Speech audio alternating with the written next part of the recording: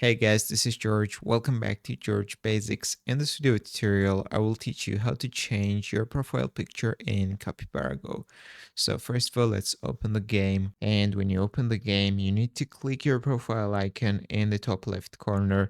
And then you will see this pencil icon at the bottom right of your profile picture, guys. So you need to click this pencil icon right here and you will see a full list of the avatars, and you can see that they're locked, guys. So how to unlock them: when you choose the avatar you want to change to, for example, let's choose this one, you will see the text in the bottom. So when glazed shroom reaches level 10, you will open this avatar. So these avatar are linked to different achievements in the game. So first of all, you need to um, make this achievements, guys, and after that you will be able to open this avatars. For example, let's choose this one. So as you can see, we'll have this avatar when baby dragon reaches level 10, guys. So that's how you can change the avatars. So when you will be able to unlock the avatar, you will see the save button right here in the bottom, and you need to click the save button and your avatar will be changed, guys. So that's all I want to show you.